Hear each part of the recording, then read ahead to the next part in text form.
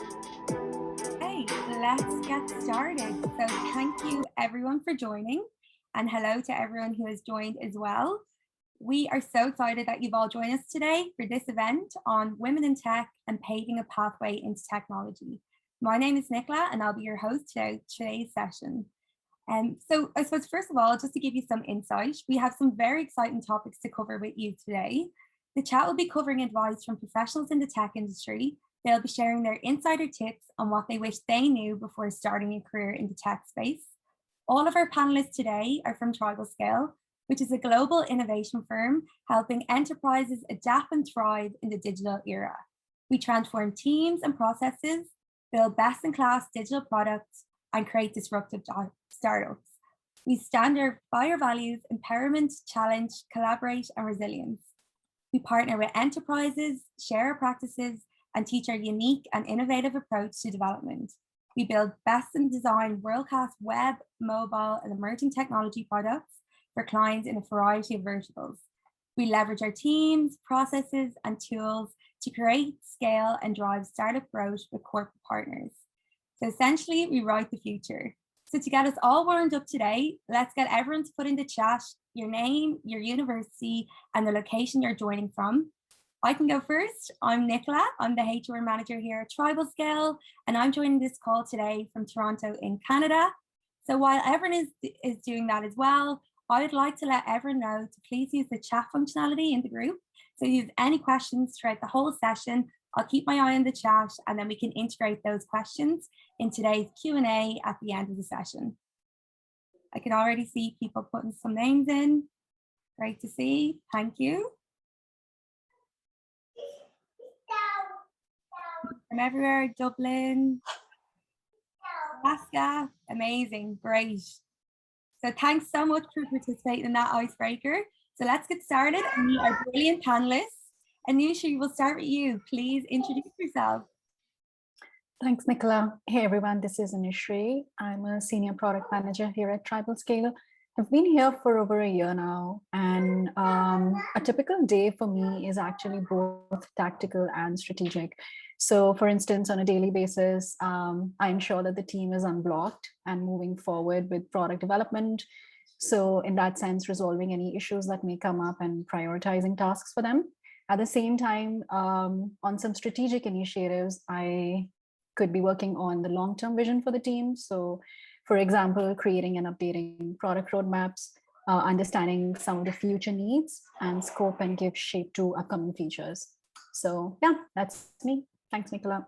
Thanks, Anushree. Okay, Alice, do you want to fire ahead? Of course.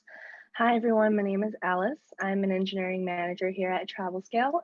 I've been with TribalScale for a little bit over 3 years now. Time really flies when we're here. I spend a lot of my time.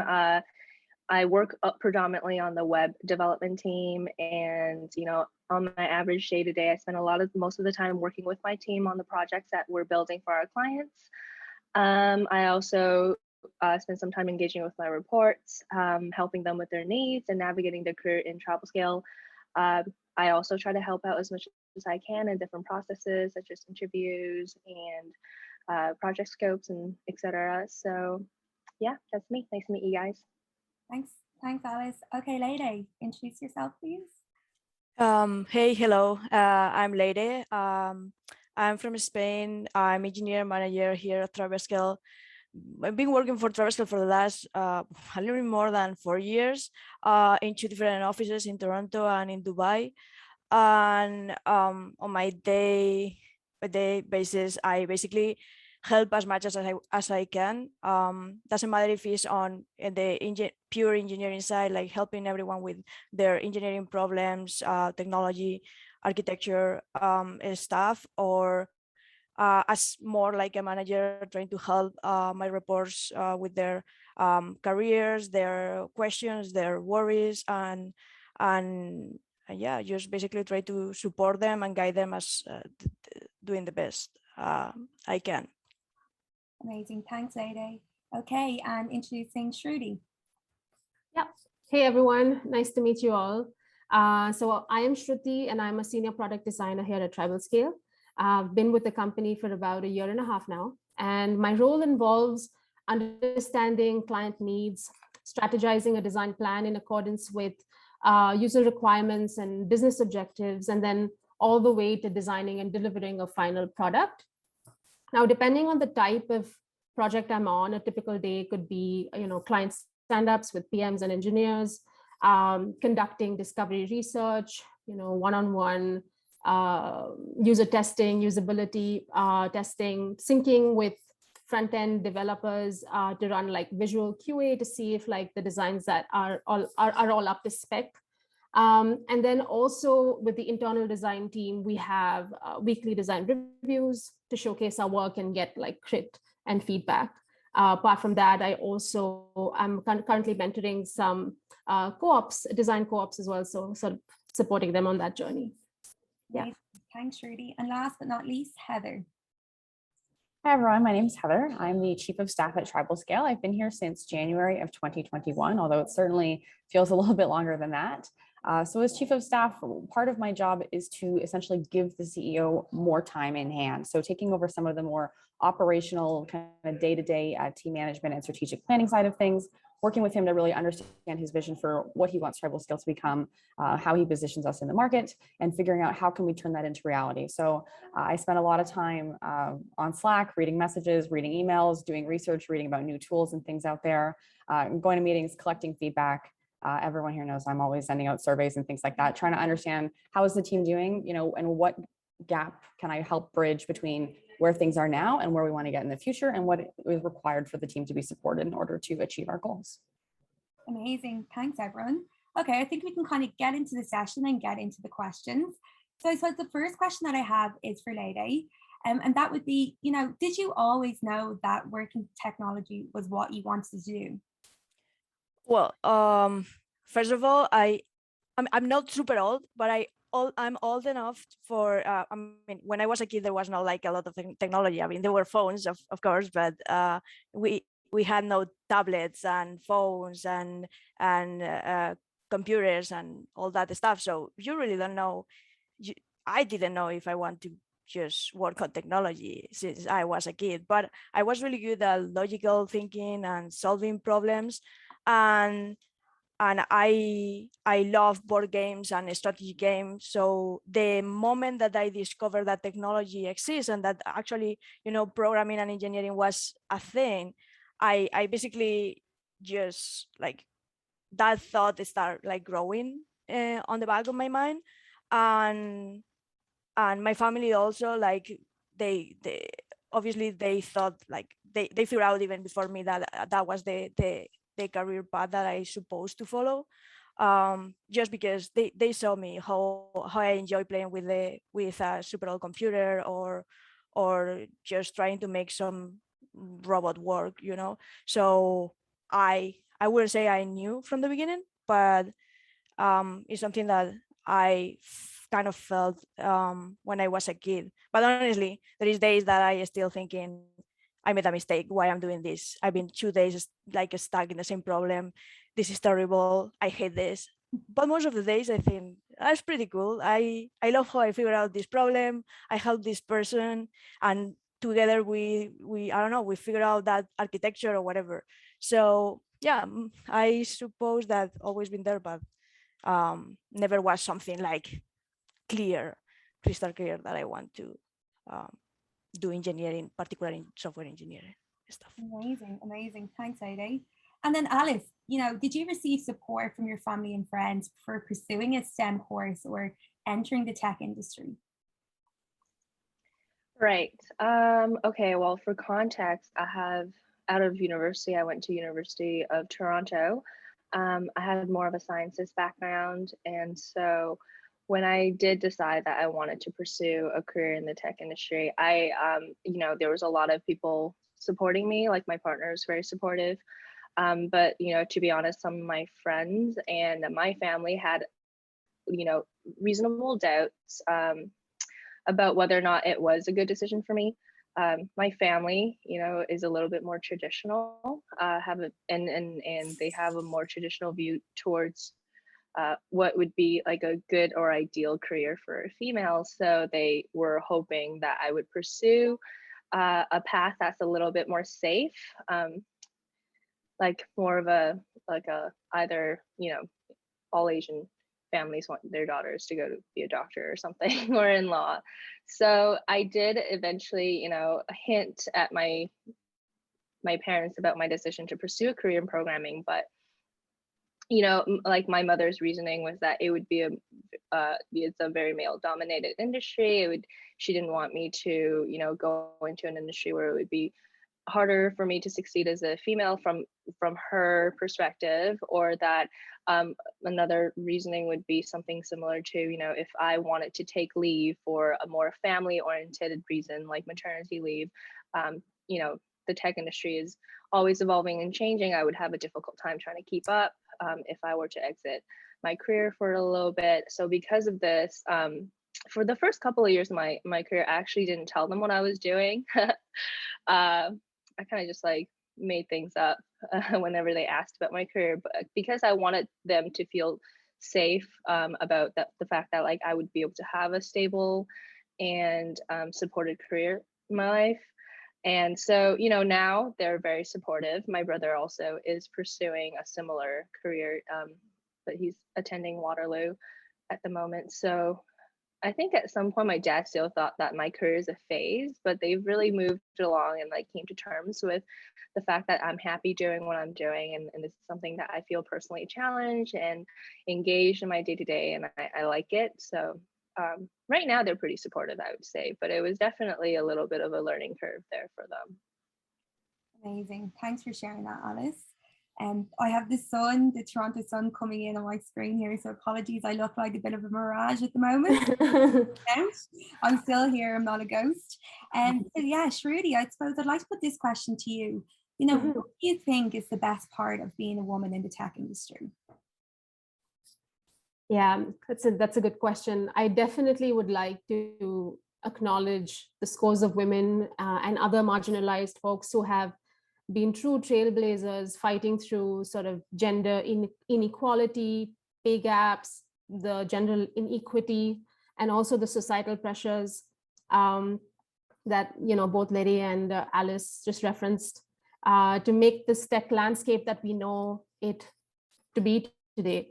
And I think that so much of it is still in flux and needs to change. But as a woman designer, I feel really lucky and challenged to be working in an industry that is constantly evolving and trying to be and do better.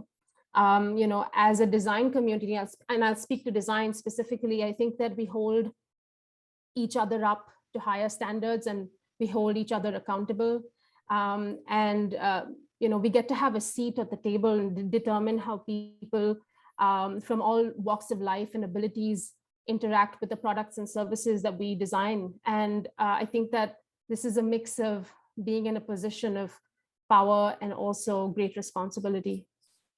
Amazing, amazing. Thank you. And Heather, you know, what advice would you give to women considering a career in tech?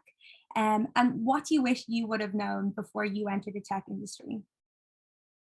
Yeah, great question. I think, I don't know. I mean, I think the things I wish I had known going into it was that being in tech can be a little bit of a chaotic industry, especially working in newer companies, younger companies. Not all processes for how do you grow your career and what does that ladder look like and what does your compensation look like, and you know, how much is your manager really going to be helping you navigate that? Those are not always as defined as they are in other industries like banking, and things like that are kind of a little bit more mature as an industry. So I think knowing that going into it and thinking that, okay, I have to advocate for myself and I do have to make a little bit of a plan.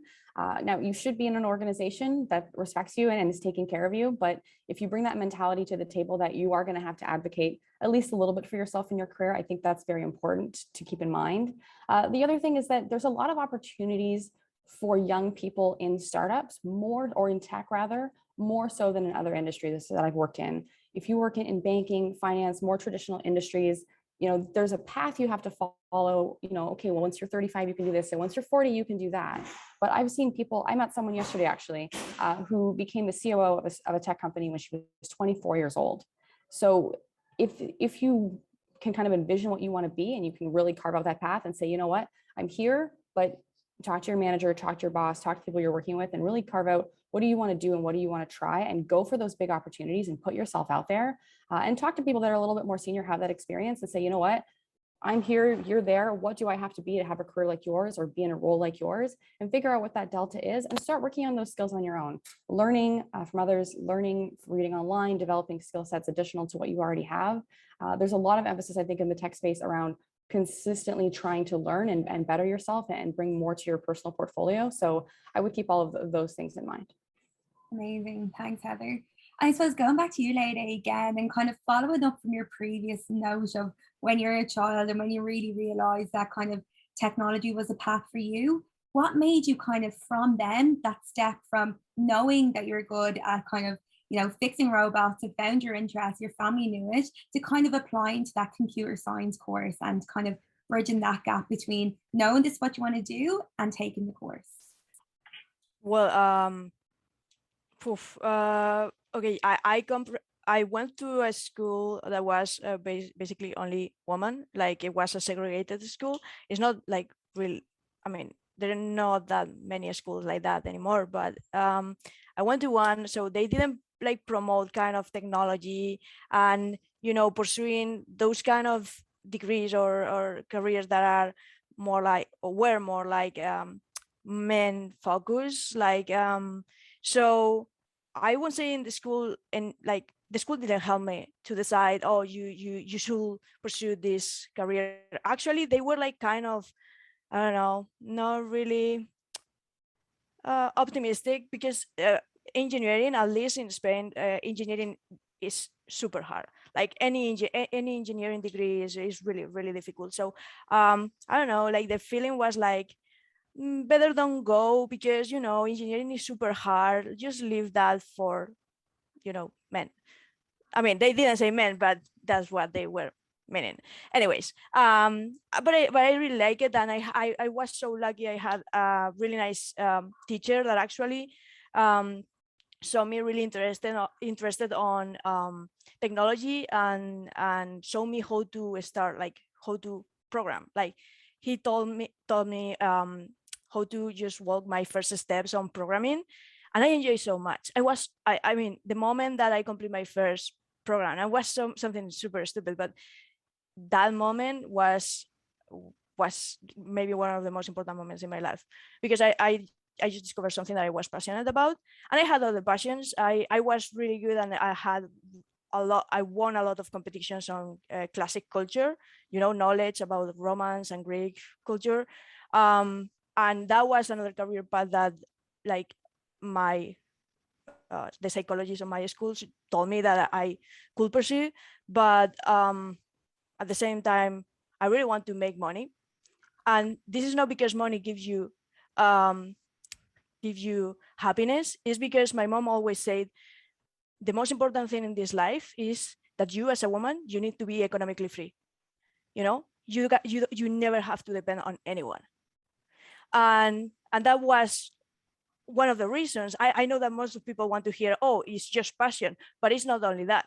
Like technology, and I'm grateful for that, is a career that you can, doesn't matter what technology exactly you work on, you're gonna find a job, doesn't matter what. So you're gonna be economically free, and that was super important for me. And another thing that my mom always said is like, later you can do whatever you want, doesn't matter what. I mean, my family support me, not by supporting me actively every day, but by saying, you have no limits, just do whatever you want. And if I put those two things together, and I basically decided to go for technology and sign my application for the best school in Spain for engineering, software engineering. Yeah. Thanks, Leire. Thanks for sharing that. And Heather, I know you and I are always talking about this kind of topic for the next question, but, you know, what's your opinion, and maybe share your opinion, our constant discussion on how can we get more women into the technology sector? What's your opinion there? Yeah, for sure. So, I mean, tactically, there's a lot of things we can do in terms of marketing jobs to women, making sure that we're going out to the market and saying to women candidates, hey, or diverse candidates, you know, we want you to come work with us. This is not just a place where we have your standard, male dominated workforce. We're trying to be a little bit more creative here than that. So I think, looking at events like this, we have different partnerships with government programs to find people and advertise for roles in unique and creative ways. But I think the other thing that's important for TribalScale, and I think for tech companies in general, is finding a way to offer a workplace where women can be successful, given some of the other pressures that women are facing in their day-to-day lives that we know. So things like having family leave, things like being flexible on scheduling so that people can leave early and pick up kids. And this is, for everyone. We have a lot of people at TribalScale who have families, and they do balance that family balance with the work that they're doing at TribalScale, where they are doing, pickup for kids after school and things like that. So being cognizant of what does it mean to be a human being, and what are those different pressures people have, and how can we accommodate that so that work-life balance is not a struggle for someone to achieve, but rather something that comes really naturally from the way that the workplace is designed. We're not there all the time. It's not perfect, but we do have good family leave for people who have children. So that's certainly nice. And I think policies like that are something that I try to think about. What can we do to add to entice people to come here and to really be successful? And I think that's something that a lot of other startups, particularly more young startups, do not have. A lot of big technology companies, if you're looking at TribalScale, Shopify, bigger kind of name companies, they tend to have these types of benefits. But if you're going into the technology space and you're finding yourself, I'm the 5th hire at this company, think about those policies. And if you're in a decision-making space, advocate for the women around you, for the folks around you to offer those types of things. But also be very careful if you go into a very small startup. I've seen other situations where, women in particular go into these companies and it's fun, it's a startup, it's fresh, we're making something new, I'm passionate about the challenge. It's a little bit easy sometimes, I think, for your time to be taken advantage of in those cases. So just, you want to be thoughtful of that to make sure that, if you're giving your heart and soul to an organization to achieve their goals, make sure that they're really respecting your heart and soul, and they're giving back to you as well. Absolutely, couldn't agree more. Thanks, Heather. And coming back to you, Leire, what do you think are the biggest obstacles that a woman in the technology sector faces? And, in respect to your own professional career in technology, what have been yours? Well, I think that historically engineering and technology related jobs have been like space dominated by men.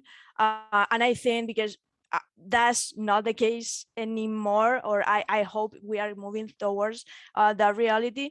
But the fact is, like, because for the last 10 years, 20, 30, 40 years, it's been that way, then we are still suffering the consequences, meaning that most of the leadership, like Leire and a lot of companies, are just men. Okay, maybe 1-2 women, but mostly men. So that's something that obviously we need to fight. And I think we are growing an amazing woman force, a lot of women engineers are eager to prove that we are like as best as any man. So I think that is one of the problems. Also, like, I mean, I told you at the beginning, I work in my personal career, I work in Dubai and in Spain. Both are places that are kind of not really, they don't really advocate for equality. I'm gonna say it that way. But especially, for example, in Dubai, you think, oh, it's an Arabic country. There is always this kind of like the topic about equality, like going on.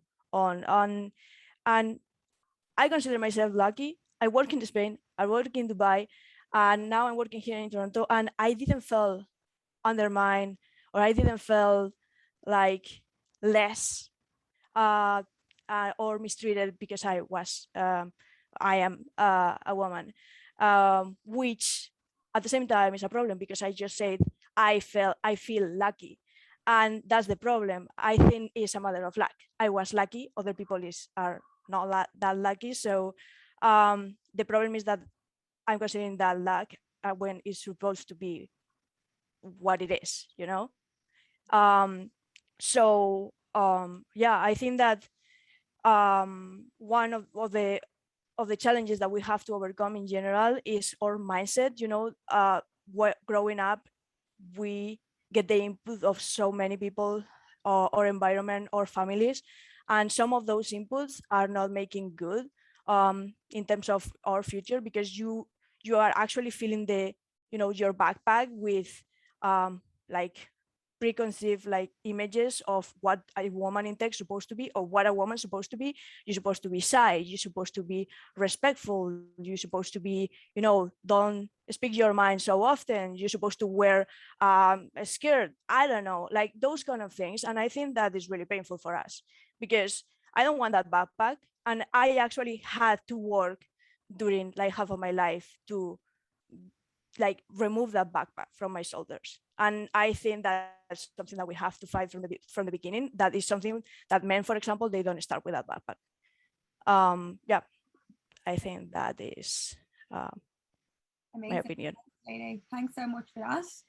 And kind of bringing it back to kind of maybe a candidate entering the tech industry and kind of the skills and qualities that we look at, let's focus specifically on product design, Shruti. And, for you as a senior product designer, I mean, you're interviewing candidates, what do you consider to be the essential qualities that a candidate must possess kind of for a product designer role specifically, maybe technical, soft, what are those skills that you look for?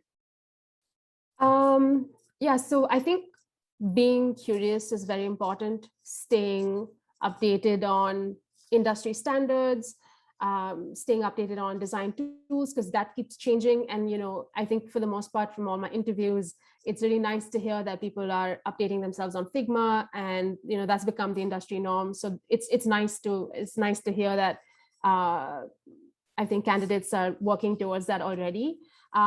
But also like continuously working on bettering your craft, not being complacent that, oh, I think I can, design an app, so I'm good.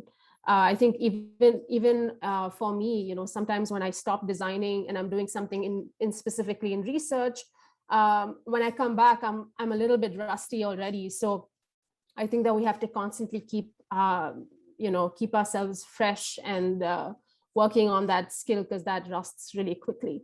Apart from that, this is an important one, having a really strong portfolio, being passionate about design. I wish someone had told me this when I was, starting out, but going and getting some real life experience is important, I think. Boot camp projects are wonderful, and, they have their place, but I think that it doesn't beat the real world constraints that come with working with other people, not having enough resources, and what are those challenges, and how does that impact your sort of final product or your design process itself. So leveraging people in your own community, like go find out if somebody, wants a mobile app, and, you can do for free, but at least it's something that you put into your portfolio that is out there in the world, and you work with real people. And so finally, I think another one is improving your communication and writing skills, especially in a remote context, like in a company like TribalScale. You are working behind a screen. You have to, back up your choices, your perspectives, using text and speech mostly. So communicating effectively, I think, is also a big one. Absolutely. Thank you, Shruti. And coming back to you, Leire, because I feel you'll have a good kind of answer for this question, but what type of questions should women ask during the interview stage? Because I know you've been interviewing a lot lately. So, what questions should they ask to ensure they're entering a safe work environment for women? Well, I mean, I can tell you what I will ask, but I think obviously everyone has like a set of preference that you have to protect. If you want to join, when you go to an interview, it's a two-way interview. We always say that, like, it's an interview for us to the candidate, but the candidate for to us. They need to figure out if they want to work with us. So that's the purpose of those questions. So don't be shy and just get direct to the point. I mean, if there is something that is super important for you, just like make it the focus of the conversation. It's important for you. You're gonna be working 8 hours per day, every day. I mean, it's a lot of time. But I usually ask, uh,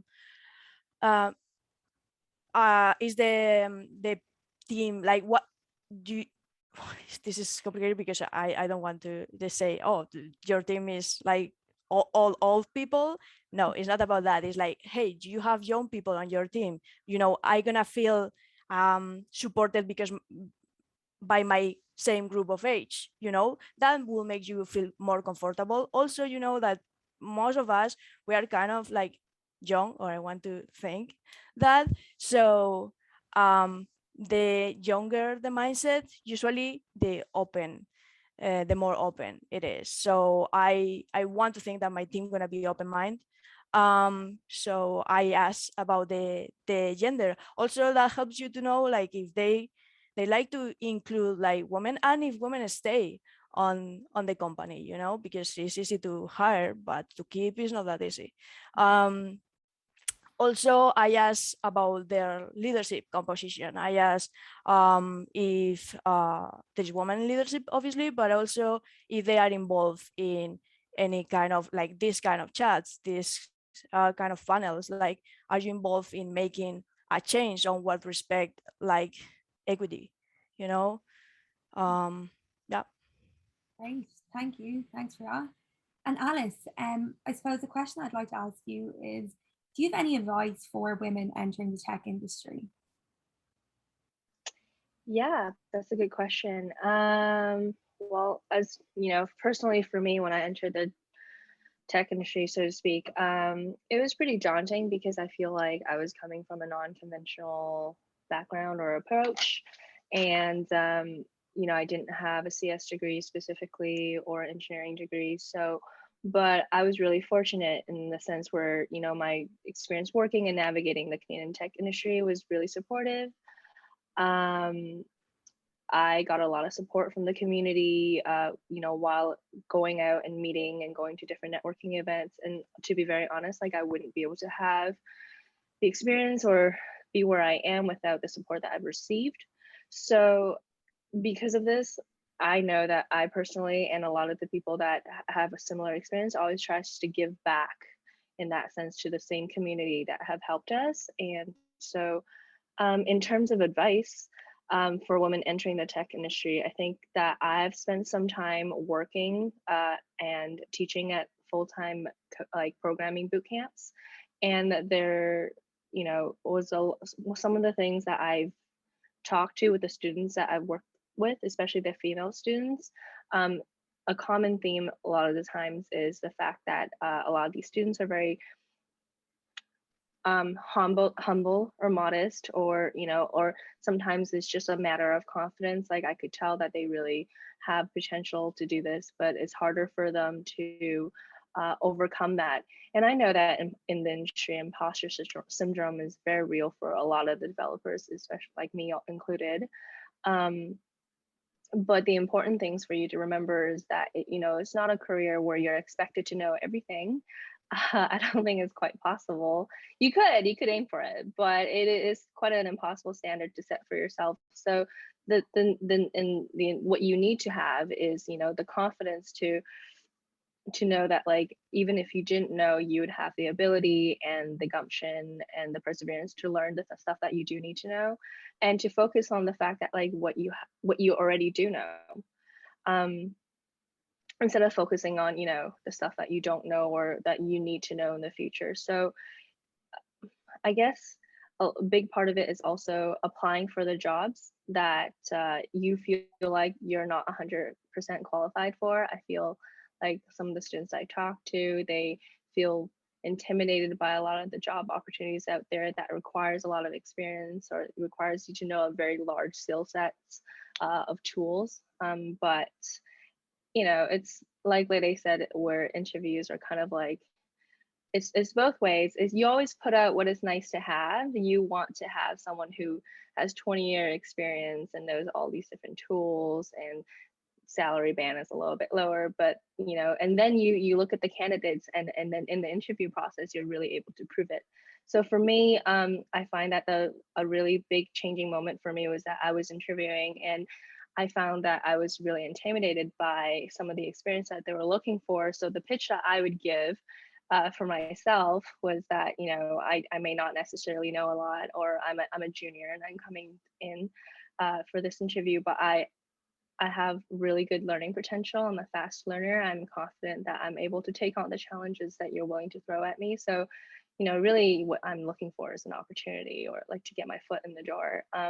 And you'd be surprised how many companies or organizations are willing to take a chance on you, being show, you know, that. And also on top of like this hard skills you need to have, what we're always looking for, and I think is more important, is the soft skills that engineers or people who are interviewing have. Is if we can find someone who has, you know, not all the knowledge we're looking for, but has good soft skills, good collaboration, good team effort, communication, that is so much more valuable to us.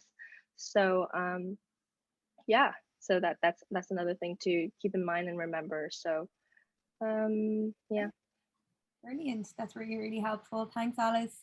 And I know I'm going to put this question to you later as well, because we had a conversation earlier about a book you recently read. So I think you would be a good person to answer this question. So, you know, who are some leaders in the tech industry you kind of maybe watch or appreciate?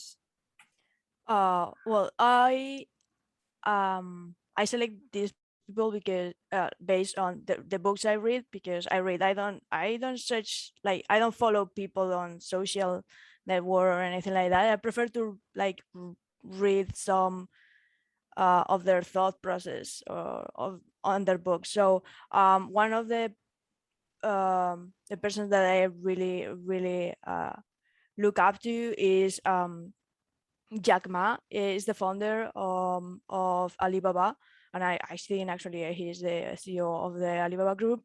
And it's not because he made such a big business or he is super rich. It's just basically because he had such a really bad like star. You know, he was rejected for thousands, well, not thousands, but the most important universities. He got rejected from everywhere multiple times. But this guy just keep trying. Like and that makes me, while I was reading like his book, I was thinking about like, wow, if this guy had reached so far, what is my excuse? You know, I mean, I had a nice like family, people who loves me. My career is going well. I mean, what is my wall? What is my excuse? So I really like to look up to this guy because, I mean, coming from where he came, like he's amazing. In terms of technology, or like kind of more like a mindset, I like or I look really up to Ed Catmull. Is one of the founders of Pixar, and I found him reading his book like Creativity Inc.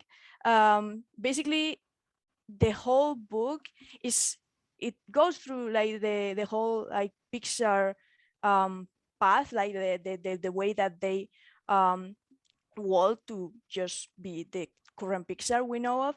But his mindset was how I figured out my company in a way that I create the best environment so my people is creative and productive at the same time. And having both things, like the people that work for me is happy, creative, and productive. And that's what I want to achieve. I mean, one day, if I have my own company, I want to have that. I want people to be happy. I want people to be happy coming to work every day. And I want them to be creative because, you know, it's what you want. You don't want solutions that already exist. You want the best solutions, and best solutions are not invented yet, you know? So I want that. Yeah, so I really like that guy. I don't even know how he looks like. I just read his book. And there is this one is a woman, is Elizabeth Churchill. I always think about the Queen just to remember.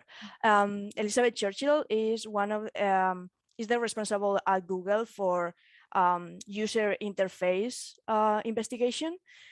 I really think like that's one of the most important jobs in technology ever. Like, try to understand how we use it, because it's everything about the users. Like, companies are worth nothing without the users, are worth nothing if they have the best idea but they don't have the right interface.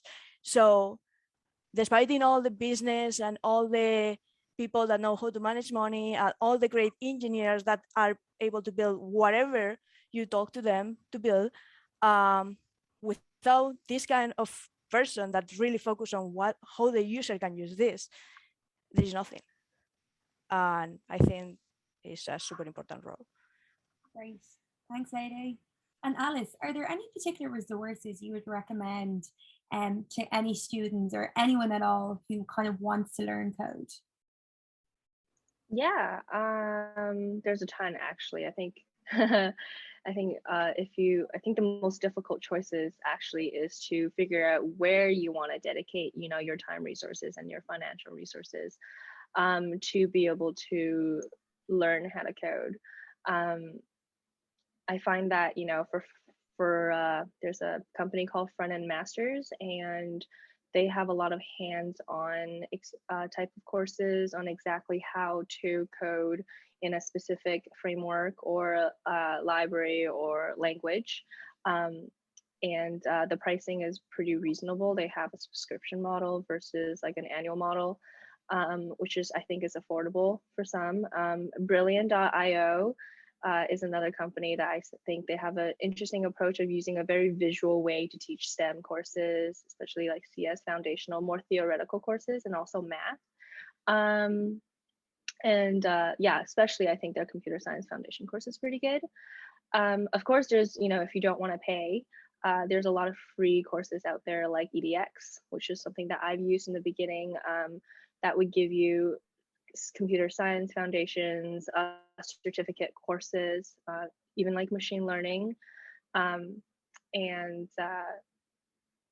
think Team Tree Frog, I don't even know if they're around now, but it was something that I also extensively used.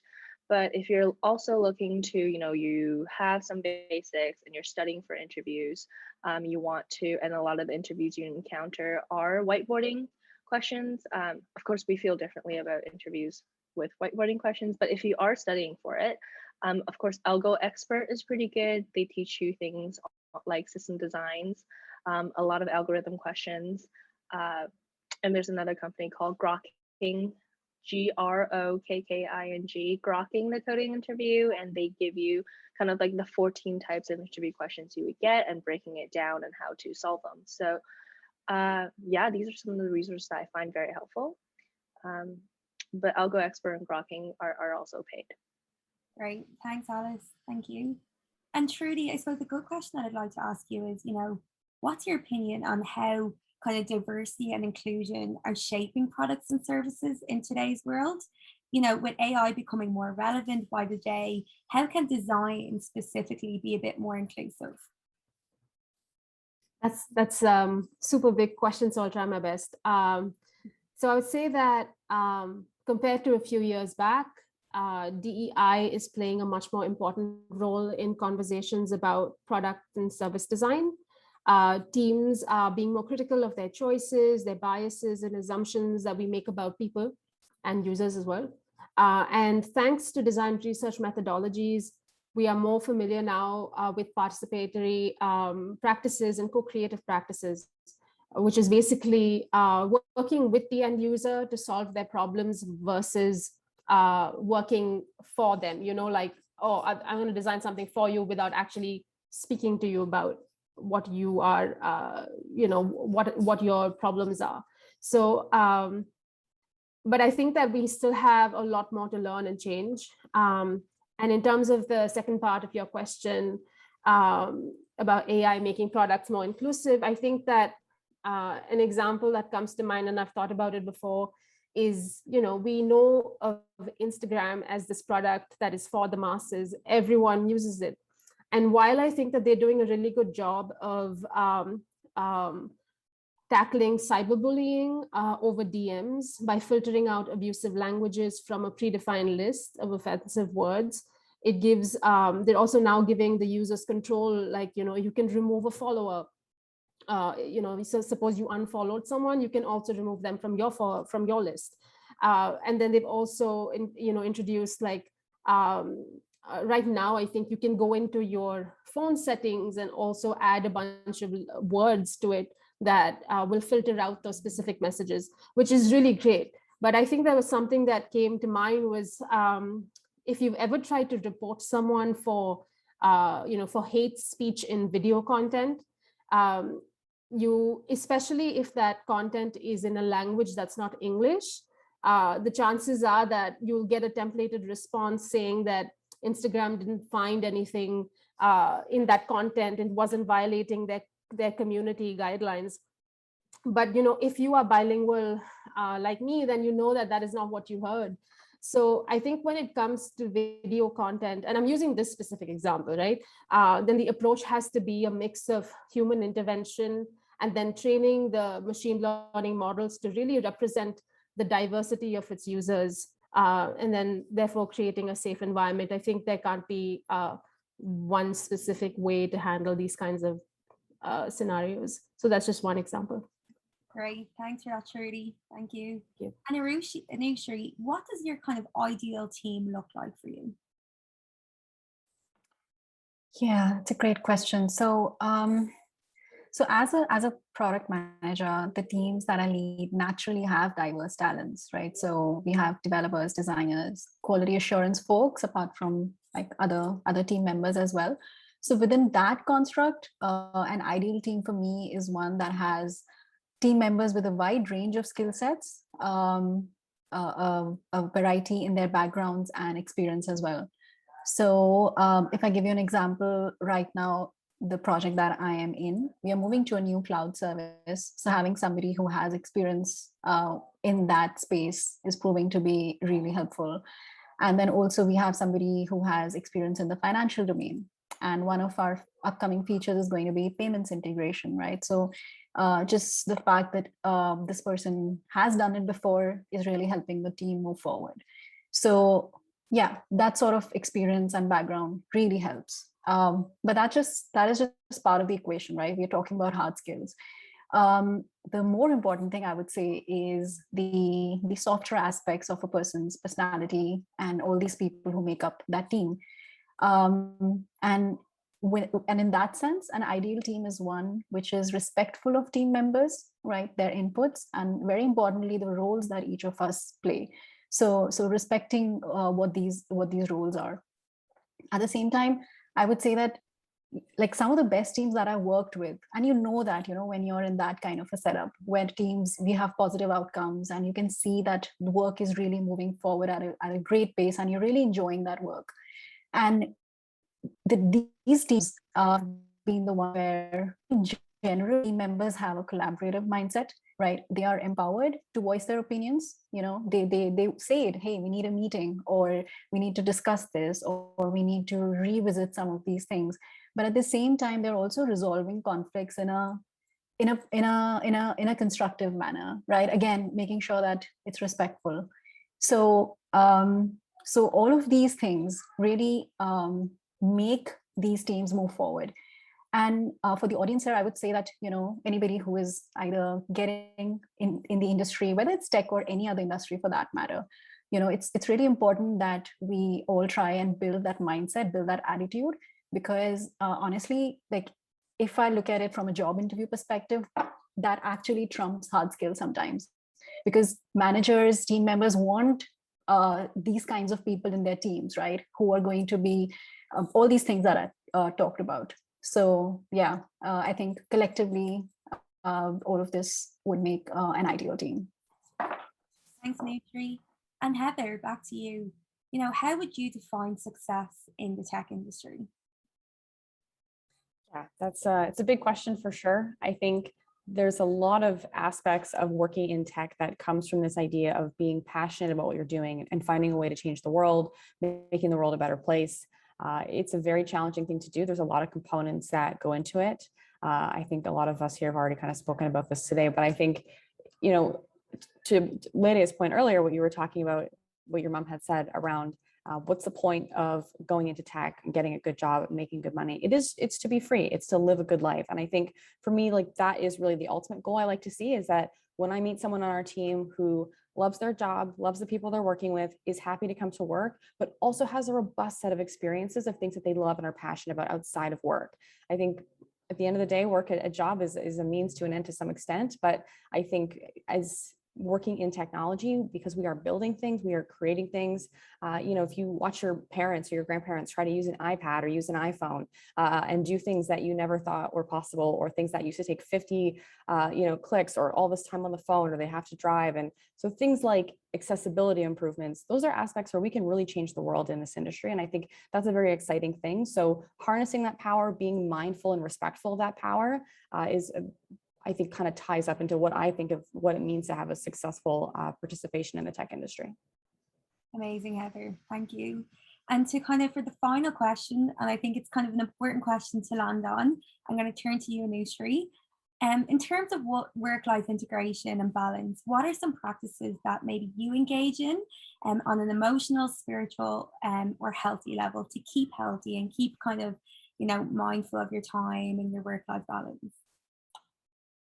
Yeah, it's just so important in the world that we live in, right? And the kind of work from home setups that we have. So yeah, like Zoom calls is our reality, and having like Slack and email on our phones all the time. It's very easy for like work and your life outside work to mix in. So I think in general, it's just important to just switch off knowingly in evenings as well as weekends. And of course, like there can be constraints and there can be important work, but like on a day-to-day basis, I think it's just important to be aware of doing that.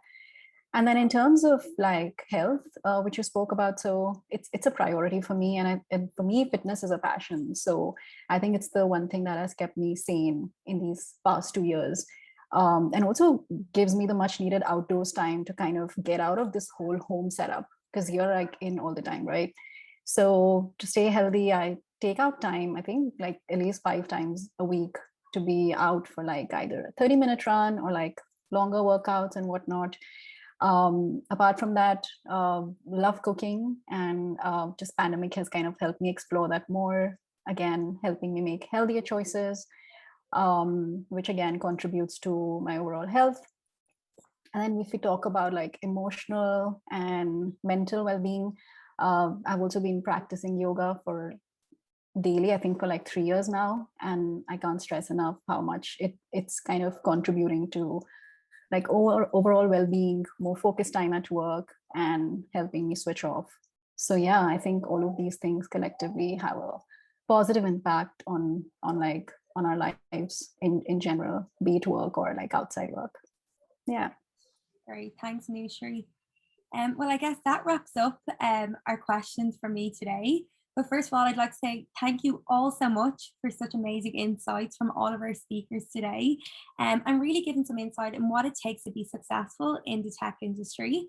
If you are a student graduate or you're currently looking for your opportunity to begin your career in tech, we here at TribalScale have multiple jobs open that might be of interest to you. You can go straight to our website, which is tribalscale.com, and you'll see our career section that have all of our open roles posted there. Or you can jump onto our LinkedIn page and they have them all advertised on there as well. And some of the positions, just to give you some insight on what we do and some of the opportunities that are available here, we have QA test engineering positions, front end positions, back end, full stack, product designer roles, product management. So a wide variety of roles for anyone who's looking to kind of dig their way and pave their own pathway into technology. So again, thank you to everyone who's attended. What we'll do now is we'll open up the chat to answer any of your questions. I already see there's a couple here, so I might go through a couple of these before we head off. Okay, so Andrea, I want to make a career change to tech, to trained in orthodontics. What skills would you recommend to acquire, trainings or studying to take place to make this career change possible? Does any of our speakers want to maybe speak to this and kind of what Andrea could take to help her transition from orthodontics to tech? Maybe Alice, you could kind of maybe rejig on your previous question there. Kind of, note a few of those? Yeah, no problem. Yes, so I think that, in programming, especially one of the great things is that it's really great if you have a computer science degree or engineering degree, but it's not a lot of companies don't have a hard requirement on it. What's important is that you have the skills and the capabilities to, take on the challenge and do the job that you need to do. There's obviously, like I said earlier, there's a lot of different resources that you can go online.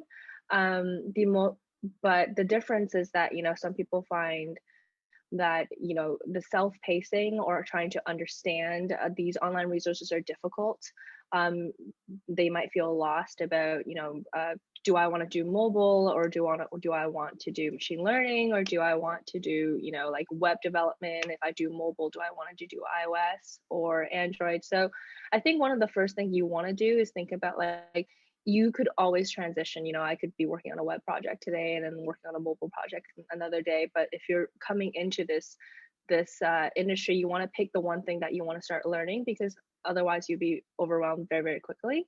And then you can look up on the newest technologies that people are most commonly using, and then try to find resources online for that. Of course, there's a lot of boot camps and things out there right now, especially I know in Toronto there's like 4 or 5 certified boot camps. That what I think is that you are paying a lot of money to be going to these boot camps, but I guess what you get in exchange for it is that a structured learning. You have some one-on-one questions, time to be able to ask these instructors on things that you need to clarify, or concepts that you don't necessarily understand or want to be taught in a way that you would best understand it. And this, it would be difficult to find kind of that type of learning online. So it depends on what kind of resources you have available. Outside of financial, they're also very time consuming. If you go to the boot camp and you're working, sometimes you have to take 10 to 12 weeks off. So I think that resources out there are available for any type of needs. If you are someone who finds that I need something to structure to keep me going and to just be in a really immersive experience, then yeah, boot camps or these courses are good for you. If you find that, I can't dedicate this kind of time towards it, then going online and finding out online courses. Even YouTube has a lot of different good ones. I think that stuff on YouTube are really good intros, and once you want to dive a little bit deeper, it'd be harder. Outside of that, a lot of big companies like Shopify in Canada, they also take people who don't have CS degree. What they really are looking for is experience. So if you have passion projects that you've made on your GitHub or Bitbucket or whatever it is, if you take on freelance projects or pro bono projects, I don't recommend working for free. I don't believe in that. But if you can take on passion projects that you care about, or freelancing projects, and you have something to show, something to practice, and more scalable, I think that a lot of companies are very open to it. At the end of the day, it also shows that you have an interest in this. It's not necessarily want to see certificates on Coursera, but is that you are interested in this career, you work towards it, and that you have something to show for it. Sorry, this time's constraint. I try to keep it short, but yes. Thanks, Alice. And we have another question in. I think, Anushree, you could possibly answer this. Is there any certificate programs you recommended for students to get started in tech? Example, Google UX Cert. So I'm not sure about like UX certificates, but definitely if by tech somebody is looking to transition into PM, there are tons of these certifications available. Again, like Alice said earlier, it's important to see which ones are worth your time, because there are just so many of them out there, and which ones make more sense. So yeah, one thing I do want to say though is that certifications are great, but as I think it was Shruti who highlighted this earlier, that try and get like side projects, and I do want to say there is this community called sideproject.com. Like go in there, form teams. It's something I did, and I know how much it helped me when I was away, when I was taking a break from work, to have talking points and show the initiative that, hey, I didn't have these skills, but I'm doing these side projects to kind of build those skills and get back into the PM world. So do explore that community and put that on your CV. Like that really shows that, hey, you're serious about this thing, and even if you don't have prior experience, this is a great way to build that experience. So that's another platform I would recommend apart from certifications. Yeah. Great, thanks. Shruti, this question's for you. We have somebody currently studying UX design. They want to know if they need to have programming skills as well. Yeah, that's a good question. And I think that having programming skills, gives you the edge that other designers don't have. And I see that a lot more companies now are requiring that of designers. Like if you're a product designer, having, HTML, CSS skills are, will give you that edge, and it'll keep you, I guess, it'll make you more visible to hiring managers as well. So I would say it's definitely a nice to have, but not a must have. It really depends on how you want to what is the sort of the goal and the career path that you want to see for yourself. Great. I hope that answered your question. Yeah, thanks. I'm sure it did. There's a couple of questions here that I can address myself. One of the questions somebody asked was they'd love to know if you see many older women entering this industry. Absolutely. We see women of all ages, and we welcome women and men of all ages as well into this industry. It's not just younger people. There's many different levels of experience in terms of roles that we have open right now. And we really do see a wide variety of different people from different cultures, ages, how they identify themselves. There's not one specific kind of group of people that we tend to see. So I hope that answers your question. It's a very inclusive environment here at TribalScale and in most of the agencies that I've worked in previously as well. Irene asked, do we hire students who will graduate in April 2022? We absolutely do. We love to see new graduates come in the door. We also have a pretty good co-op program here. We hire multiple co-ops every season to kind of kickstart their career here at TribalScale across technology, PM, design, HR, sales, and we love to see those co-ops come back once they graduate. So if anyone here is interested in any positions once they graduate, please look on our careers page, or even just connect with me on LinkedIn or any of our HR team, and we'll kind of talk with you and discuss the opportunities that will be there for you come that time. I'm just going to look down for a few more. Yes, we do have this session recorded, and we will possibly share that out for everyone that registered on Eventbrite. We'll gather your emails and we'll send the recorded session out to you. I think just want to make sure I haven't missed anyone here. Yes, there's someone else asking about the recording. We will send that out. Okay, I think we've reached the end. Again, thank you so much to everybody who attended today, and to our fabulous speakers as well. I certainly enjoyed listening to all my colleagues here, learned a lot about people that maybe we wouldn't have a normal conversation with, and it's really great to see your cooperation and for everyone attending. So I hope everyone enjoyed. I hope everyone took something valuable from this conversation. And again, if there's anything at all you need to know, connect with either of us here or anyone who has spoken on this call today from TribalScale. And if you have any other questions, I'm sure we'll all be happy to address them further on. All right. Thanks so much, everyone. See ya. Thank you. Bye. Bye. Thank you. Thanks, everyone.